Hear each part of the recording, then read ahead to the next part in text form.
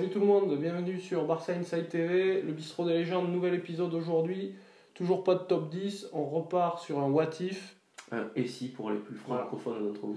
On va aujourd'hui parler de monsieur Luis Nazario de Lima Ronaldo. Comme on a fait il n'y a pas très longtemps pour Di Stefano, on va imaginer qu'est-ce qui aurait pu se passer dans l'histoire de ce monsieur, dans l'histoire du Barça, s'il était resté un peu plus qu'une saison. Voilà, donc s'il avait porté d'autres tuniques que cette magnifique capa de 96-97. Voilà, un peu cette époque-là. Du coup, on va vous refaire un petit peu le contexte de sa saison et de sa carrière, et puis après se poser des questions sur qu'est-ce que ça aurait pu donner s'il était resté ad vitam en Blaugrana. Ou au moins plus longtemps qu'une seule temporada. Voilà, exactement. Donc on y va pour le parcours. Donc, c'est parti. Monsieur démarre sa carrière à Cruzeiro. Il est champion du monde 94, un peu comme Adil Rami en 2018. Voilà, en tirant le vent. 0 minutes, mais la médaille quand même. Il a regardé Baggio l'envoyer au-dessus. Exactement. Et donc il part en 94 pour 2 saisons au PSV Eindhoven. Donc là, le rêve, quoi, un Brésilien qui part aux Pays-Bas, ça doit être un choc culturel, mais quand même, il s'adapte bien. Puisque que Romario a fait pareil quelques années avant. Donc Romario qui lui pour le coup jouait en 94 la finale. Donc pas mal au PSV, il fait 2 saisons avec 57 matchs, 54 buts. Voilà. Donc une première saison plus fournie que la deuxième où il commence à avoir des petits soucis. Et du coup, il signe au Barça à l'été 96 pour 100 millions d'euros. Alors je vous ai fait de francs, donc 100 millions de francs, ce qui fait 15 millions d'euros et 2,5 milliards de pesettes, pour ceux qui sont férus de conversion. Du coup, voilà, donc gros coup, plus gros transfert, je crois que c'était un des plus gros transferts, sinon le plus gros transfert de l'histoire à l'époque. Et là, du coup, c'est la météorite, l'attaquant absolu, il fait une année de dingue. Donc, statistiquement, c'est 49 matchs pour 47 buts, donc si on fait un petit arrondi, c'est un but par match, on va dire. Grosso merdo. Donc il gagne pas la Liga, mais il gagne la C2, donc la coupe des vainqueurs de coupe à l'époque, le PSG, en mettant le penalty, et il gagne la Copa del Rey, mais pas la Ligue. Et il est Pichichi et ce soulier d'or avec 34 buts en championnat. Donc c'est 34 buts, 7 passes, je crois, en championnat. Il y a 9 passes en tout, donc peut-être. Il y a 6 buts en 4 matchs de Copa del Rey, et il y a 5 plus 1, 5 buts, une passe en Coupe des Coupes. Donc une année propre, quoi. Et alors, en termes de rendu visuel, c'est la vitesse, la puissance, le dribble brésilien avec des élasticos, le sens du but. Enfin, c'était une déflagration, un ovni absolu. Et franchement, le package complet d'avoir tout, vitesse, puissance, finesse, sens du but. Avec comme souvenir marquant le but contre Compostelle, voilà, y a des buts où il part du milieu du terrain là, et puis bon. Il y a des buts contre Valence aussi où il rentre dans la défense comme les portes de Saloon. Et non, franchement, c'était quelque chose qu'on avait assez peu vu. Et du coup, il part. Donc il reste qu'une saison. Alors, au bout d'une saison. Alors, là aussi, suivant ce que vous lisez, moi j'avais le souvenir qu'il ne voulait pas partir, qu'il était en pleurs quand il avait su qu'il quittait le club, qu'il y en a qui disent que c'est ses agents qui ont été très très très gourmands et qu'ils n'ont pas réussi à s'entendre financièrement et que l'Inter avait rallongé bien la fraîche. Et l'Inter paye, il me semble, sa clausule. Mais il paye plus que ça. Je comprends pas comment, mais bon. Donc, voilà, il aurait pu partir pour, je sais pas, peut-être 22, non, nous on paye 30. Voilà. On paye 28, transfert market dans 28. Donc il signe à l'Inter. Lui il dit, alors j'ai lu sur des blogs de l'Inter qu'il était parti parce qu'il n'avait pas eu confiance en les dirigeants et il n'avait pas aimé la proposition qu'avaient fait les dirigeants du Barça. Je trouve que c'est très représentatif de l'ère Núñez. C'est-à-dire tu fais un gros coup, tu prends le meilleur joueur de la génération, et au lieu de construire dessus et de construire les 10 années qui viennent, tu fais un super coup financier a priori, en le vendant quasiment 2 fois son prix. Et au final, avec cet argent-là, tu vois tous les joueurs que tu vas prendre. Bon, il y en a eu des biens et d'autres moins bien, mais tu te dis, il y aurait eu mieux à faire peut-être que de faire un coup financier et de le garder et de construire là-dessus un peu plus longtemps. Donc du coup, monsieur part à l'Inter. Par l'Inter pour un peu pareil ce qu'il avait fait au PSV, donc une grosse première saison Ouais. où donc, voilà, le ratio est pas mal aussi, donc C'est là qu'il devient pour la presse italienne il phénoménal. voilà, après je crois le premier titre, après je crois un triplé ou quelque chose comme ça qui met dans la saison. La Gazzetta certainement à mon avis, titre phénoménal.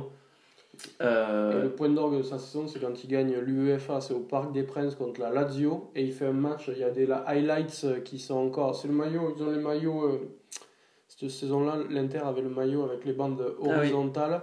Oui. Pirelli, non, il me ouais, semble. ouais, et il fait un tic-tac devant marquer Gianni pour marquer, il y a des élasticots dans tous les sens, enfin, je crois que l'Inter gagne 3-0, et là c'est l'apothéose de sa saison, donc il sort de 2 saisons là, 96-80. Donc ça c'est en 98, c'est l'année où il va faire la Coupe du Monde avec le Brésil. Petit détail qu'on a oublié, à la fin de la saison 96-97, il gagne le Ballon d'Or. Voilà. Hop, là. Il avait été deuxième Derrière la saison Matthias d'avant. Sammer, Voilà. qui gagne la C1 avec Dortmund, il me semble, non, c'est ça? Exactement. Et l'Euro avec l'Allemagne. Pas mal. Non. Non. La C1 avec Dortmund, c'est en 97. Et donc à l'Inter, à mon avis, il ne gagne pas le Ballon d'Or puisque Zizou Oui. gagne en finale, mais si la finale est inversée, à mon avis, c'est lui qui part avec le globe. À la suite, à l'Inter, donc commencent les blessures, on en reviendra tout à l'heure. On fera un petit aparté médical. Pour un point de vue statistique, donc, il joue 60 matchs la première saison, 35 la seconde, puis après il y a 2 saisons où il joue que 10 matchs, voilà. Et après il fait une dernière saison avec une vingtaine de matchs. Quoi. Donc le rendu global à l'Inter, c'est une grosse première saison, puis du Mossad qu'on expliquera tout à l'heure. Mais il reprend un peu de sa superbe en 2002. Bah, surtout à la Coupe du Monde. Où il est meilleur buteur de la Coupe du Monde, 8 buts avec un doublé en finale, il me semble. Avec un pointu là, c'est ça? Non, le pointu, je crois que c'est en demi contre la Turquie. Contre la Turquie. Ouais, Ah oui, il a la petite coiffure assez inexplicable. Si, il a dit qu'il avait fait ça pour que les gens parlent de ses cheveux, pas de son jeu ou de son poids. Bien vu, quoi. Bien vu, puisque aujourd'hui, qu'est-ce qu'on fait? On en parle. Et donc, à cet été-là 2002, Florentino Pérez, qui est en train de construire ses Galactiques, puisqu'il a pris Figo, puis et Zizou en 2001, donc il sort le chéquier pour récupérer Ronaldo, premier du nom, voilà. Qui enchaîne des saisons assez complètes au Real, avec par contre peu de titres, puisqu'il gagne la Liga la première année, et plus rien. Donc il est crédité d'une seconde de Liga pour sa dernière saison, mais il en fait que les 6 premiers mois. Donc, on ne considère pas que les mecs qui partent au mercato d'hiver. En général, si tu pars au mercato d'hiver, c'est que. Voilà, donc voilà, quand même un gros souvenir pour les Merengues, ça reste un joueur majeur des années. La connexion Zidane-Ronaldo, même si tu n'es pas fan du Real, tu es obligé de kiffer. Quoi. Ça a joué bien. Pas mal aussi, je pense qu'il y a quelques actions avec Beckham à la manœuvre Raoul, Roberto Carlos, il y avait, voilà. C'est pas mal, mais ça gagne qu'une ligue en 4 ans, on va dire. Donc après, il part au Milan AC, donc il revient à Milan, mais plus en Nerazzurri. C'est pas là où il c'est lui ou non, c'est lui qui se blesse en voulant balancer lors de sa présentation un ballon dans le public là, c'est pas lui. Je sais plus si c'est lui ou Ronaldinho, il me semble que c'est lui. Il y a une présentation, il fait je vous envoie un ballon, il fout une quille dans la tribune et il se blesse. Et il fait 2 saisons assez anecdotiques, on va dire, au Milan où il joue je crois 20 matchs sur 2 saisons. Avant de finir, retourner au Brésil, mais pas à Cruzeiro, il signe à Corinthians où il se fait houspiller, on va dire. On peut traiter de traître, mais c'est un peu le truc de sa carrière. Puisqu'il a fait Barça, Inter, Milan, et donc Cruzeiro, Corinthians. Il joue pas un autre club, il finit pas à Flamengo ou un truc comme ça? Non, moi j'ai la dernière saison à Corinthians 2011 où il joue 5 matchs. Ok. Bon. Donc voilà un peu pour la carrière de Brésil à Brésil en passant par l'Europe. Sortez vos cartes vitales, on va faire le point Michel Simès. Donc l'historique des blessures, alors ça commence sa deuxième saison au PSV, il commence à avoir quelques soucis, quelques gênes au genou, mais rien de trop Non, qui gênant. l'empêche de faire une saison pleine, mais pas Voilà. aussi. C'est pas si pire. Voilà. Donc il y a le gros malaise de jour de la finale de la Coupe du Monde 98. Où il a annoncé pas de démarrant, puis Voilà. quand même il démarre le match. On va pas revenir dessus, vous connaissez l'histoire. La saison au Barça, il n'y avait pas eu de soucis. Sa première saison à l'Inter, il a quelques premiers soucis d'inflammation du tendon rotulien. Et c'est ce fameux tendon rotulien qui va péter partiellement pour la première fois en novembre 99. Donc il est opéré par le professeur Saillant à Paris. Exactement. Il revient en avril, je crois que c'est un match de Coupe d'Italie contre la Lazio. Il rentre, il joue 7 minutes et là il se repète. Mais en complet. Et là je me souviens, enfin toute la planète foot attendait ça. Et je me souviens même les joueurs de la Lazio. De mémoire, je pense qu'il y avait Couto et Mihailovic. Mihailovic qui est quand même pas le mec le plus tendre avec ses adversaires. Tu voyais que tout le monde était dégoûté quoi. Tout le monde savait que tout le monde l'attendait et il revient, il se repète, ça faisait de la peine à tout le monde. Donc là c'est au bloc opératoire du professeur Saillant. Monsieur Saillant. Et là il rejoue. Donc il rejoue pas de toute. Donc ça c'est avril 2000, toute la saison 2000-2001 il joue pas. Il reprend qu'en septembre 2001. Donc grosso modo, il a perdu quasiment 2 ans de sa carrière sans rien faire. Il rejoue et donc son vrai retour au très très haut niveau, c'est la Coupe du Monde 2002, comme on le disait. Et bon, à la fin de sa carrière, il a annoncé qu'il avait souffert d'hypothyroïdie. C'est ça qui expliquait sa prise de poids, parce que quand même quand il jouait au Real, un mec qui fait sportif de haut niveau, il s'entraîne tous les jours, mais il devait faire 100 kilos. Il avançait encore. Mais sur les photos de profil, le maillot ne tombe pas à droit. Quoi. C'est clair que tu compares avec cette époque-là, là, où il était hyper fit, ça fait un peu pitié. Donc, le point carte vitale est fini. On va passer au point palmarès pour le Barça dans l'ère après Ronaldo. Donc une fois que Ronaldo s'en va, donc Ronaldo c'était avec Sir Bobby Robson. Donc là on entre dans la période trouble du Barça.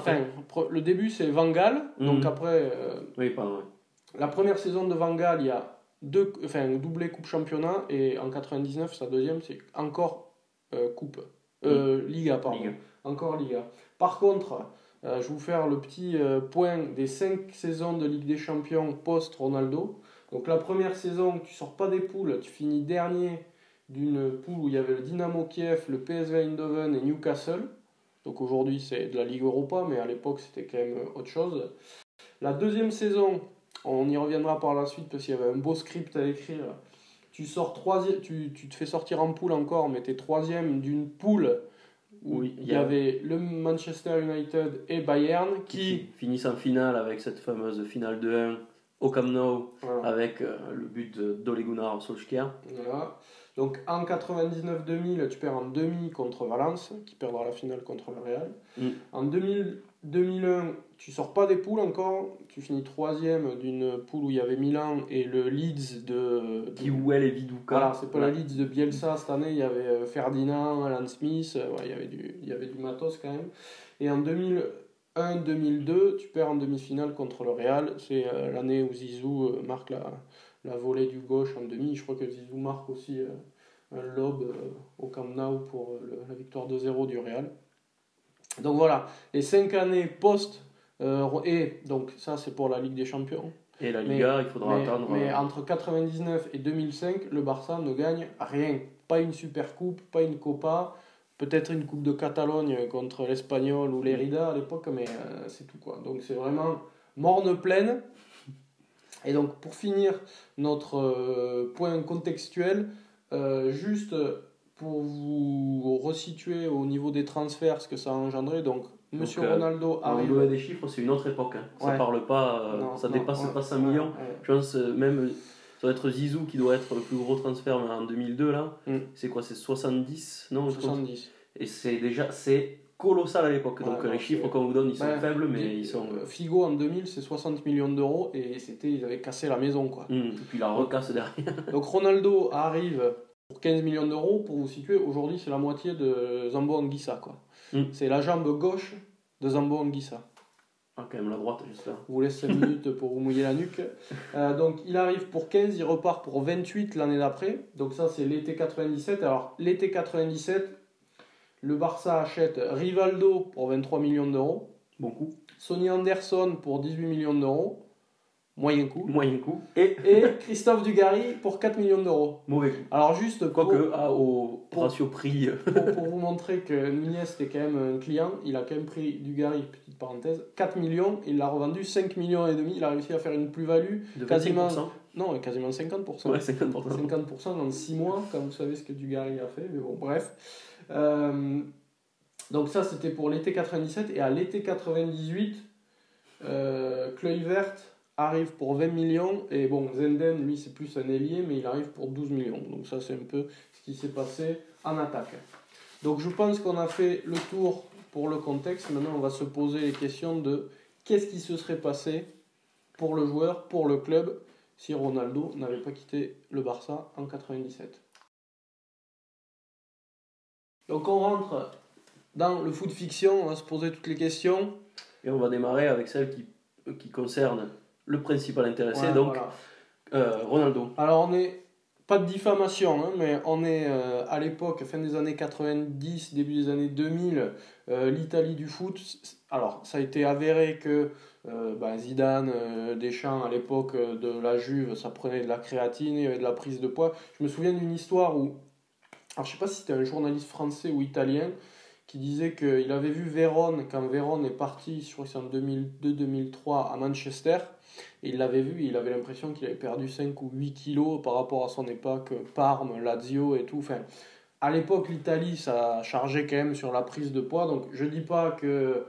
Mais la question qu'on peut se poser, c'est à quel point la prise de masse musculaire que Ronaldo a eue à l'Inter a fait péter ses genoux. Et donc la question, c'est s'il était resté au Barça, est-ce qu'il y aurait eu moins de prise de masse et donc moins de pétage des genoux, quoi? Parce que tu te dis, s'il continue toute sa carrière de façon linéaire au niveau où il était, sa saison au Barça et sa première saison à l'Inter, là tu te dis, potentiellement c'est peut-être un des vraiment tout meilleurs joueurs de l'histoire du foot, quoi. Au Barça, il a encore que 21 ans. Ouais. Et donc à 21 ans, il a le ballon d'or. À 20 ans, il est deuxième. Donc, si. Peut-être qu'il n'aurait pas tenu 10 ans à cette constance-là, mais il serait resté dans le top 5, ouais. Alors qu'il en est descendu assez vite.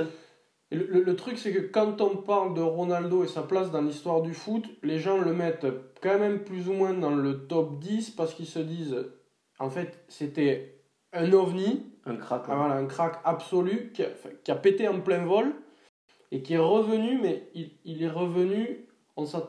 Si c'était pas pété, on peut dire qu'il serait arrivé là. Il a explosé, il est revenu là.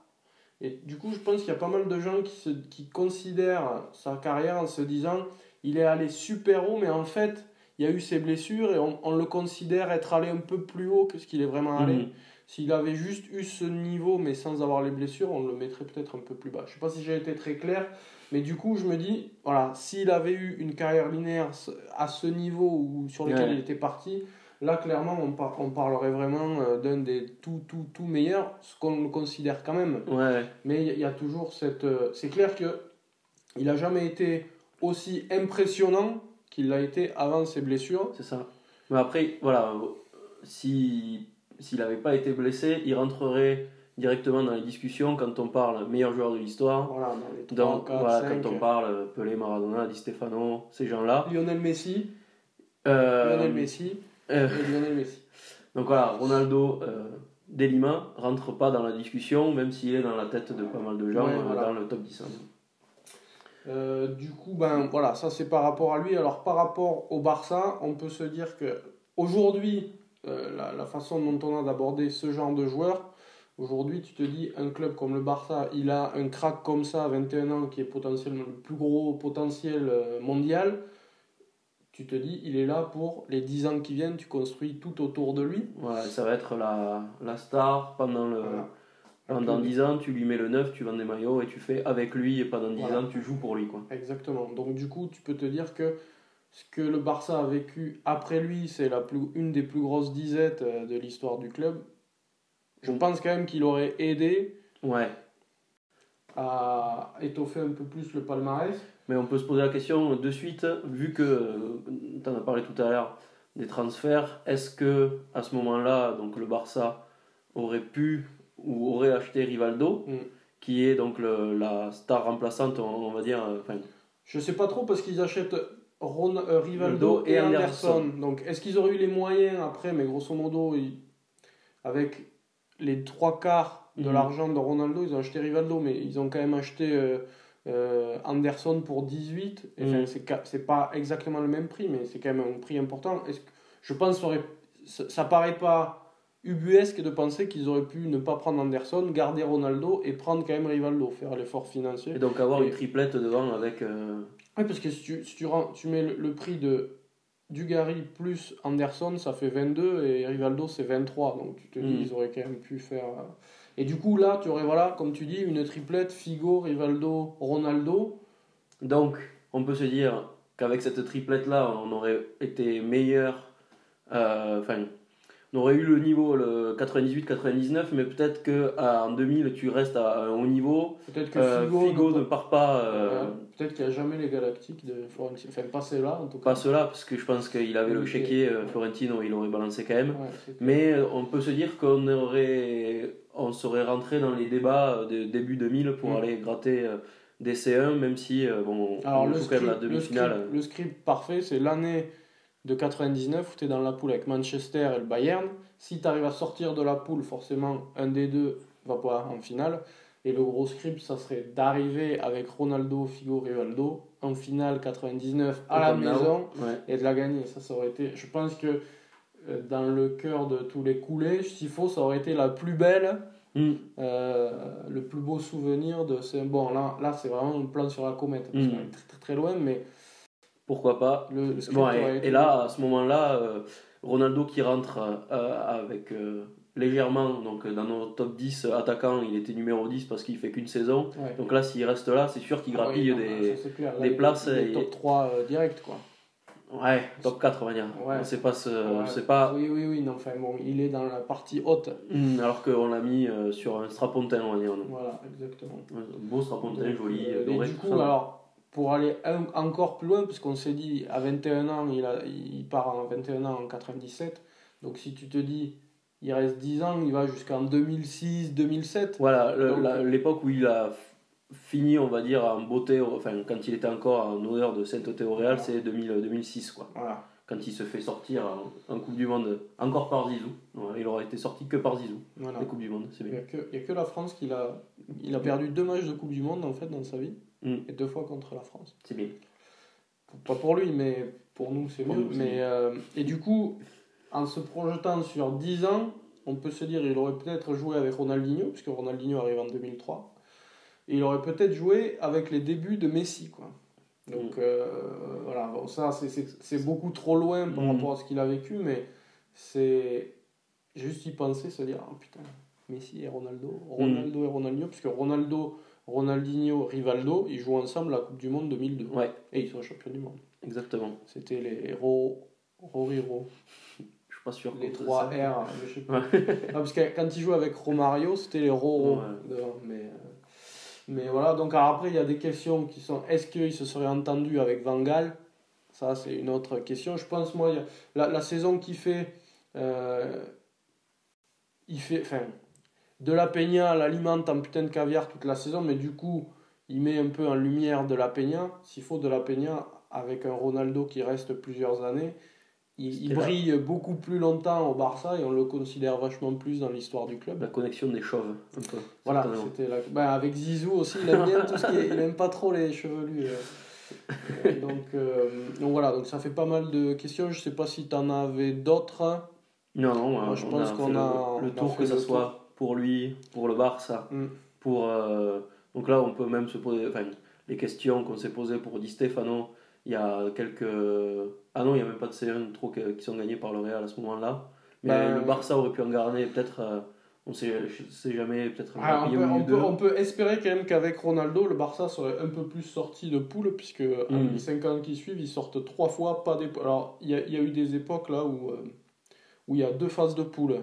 Ah oui, Mais c'est en vrai. 2000, il y avait une première phase de poule, puis une deuxième phase de poule et t'attaquais en quart derrière. C'était pas terrible. Ils en sont Ouais, le vite revenus. format qui est encore gardé par le hand et le basket Ouais, voilà, c'est au pas JO. terrible, mais bon, tu peux te dire que il serait peut-être sorti de poule un peu plus. Et typiquement, ça, c'est le genre de mec qui te fait gagner Les gros des matchs. compétitions, des éliminatoires par aller-retour, quoi.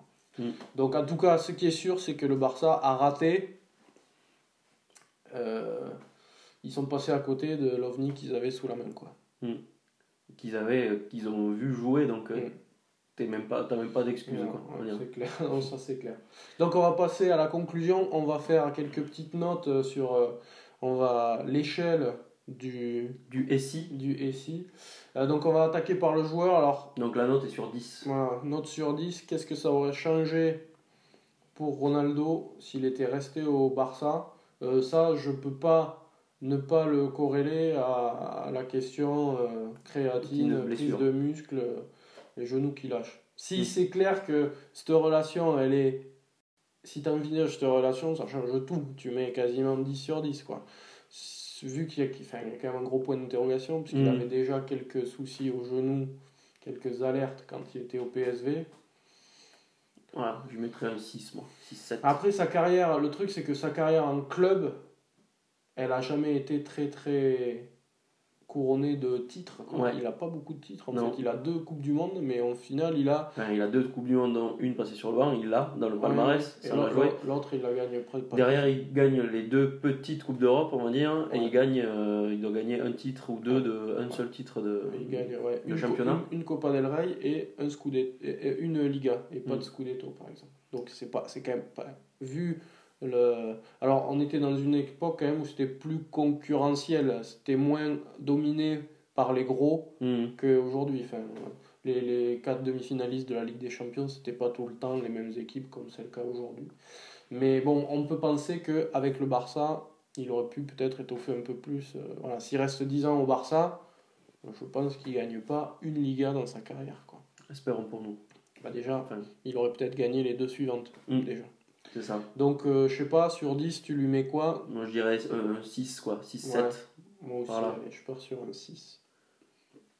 Voilà. À la question de la créatine près, on va dire. Voilà, voilà. Donc, pour le Barça, qu'est-ce que ça change?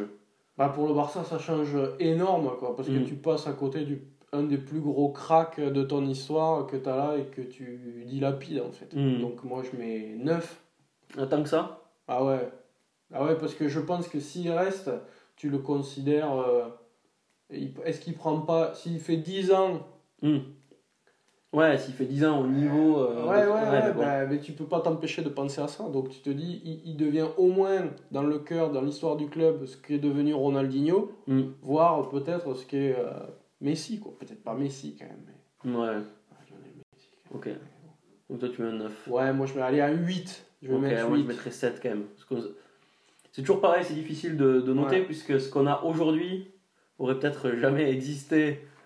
Ouais. On sait jamais. Donc je me dis, ce qu'on a vécu les dernières années, c'est quand même pas si mal. Et du coup, ce que ça aurait changé pour l'histoire du foot, bah, alors là aussi, c'est la question de la prise de poids et des genoux qui pètent. Ouais. Moi, j'ai aussi une question, on va dire, le souvenir des Galactiques, pour moi, c'est une photo avec Figo, Zizou et lui et Beckham. Donc, cette page-là du Real des années 2000, elle aurait été sensiblement différente. Donc, on s'interdit pas la possibilité qu'il soit passé du Barça au Real, comme l'a fait Figo, vu que bon, sa carrière de traître était quand même... il l'a jamais fait directement quand même. Oui, c'est de la traîtrise. Sait-on jamais si portée, peut-être qu'en 2002-2003, si Florentino arrive avec un gros chèque, est-ce qu'il part pas ça? Voilà, c'est du et si. Ouais. Mais pour l'image du foot des années 2000, ça aurait été un peu changeant quand même. Moi, je pense que s'il reste plus longtemps au Barça, il signe jamais au Mordor, quoi. Donc, je sais pas. Mais bon, voilà. C'est. Bon, du coup, à la question, s'il reste au Barça, les genoux ne pètent pas. Là, pour l'histoire de foot, c'est un 8 au moins ou 9, parce que là, du coup, il rentre de suite, à mon avis, dans le très très très haut des meilleurs joueurs du top mondial. Ouais. Et après, sa carrière en club, bon, je pense qu'il a surtout fait sa carrière. Le truc marquant, c'est quand même avec le Avec la Brésil. CSA. Ouais, donc voilà. Donc 6, Ouais. 6, Voilà. 8 et... Ah non, 8, 6 pour le... Ok. Ouais, je me dis que pour l'histoire, Allez, moi je mets quand même un 7. très haut quoi. Ouais, ouais, ouais. Toi, t'aurais vraiment voulu qu'il reste. Oui, ah non, c'est clair. Mais pour ceux qui ont vécu ça à l'arrivée, franchement, on n'avait jamais vu quoi ça, quoi. C'était une déflagration. Mhm. Et tu te dis, quand tu y repenses, putain, s'il était resté, qu'est-ce que ça aurait pu être, quoi. Mais Là, voilà. c'est sûr qu'on aurait des maillots Kappa, quoi. Mhm. Mais voilà, tout ça reste des SI, même si on en a beaucoup discuté. Donc on finit sur ça, le SI Ronaldo Barça. Si vous avez d'autres SI que vous voudriez nous voir on a discuter, quelques-uns en magasin, on va essayer. N'hésitez pas à vous pianoter en commentaire. Et puis, on se retrouve la prochaine fois. Allez! Deo!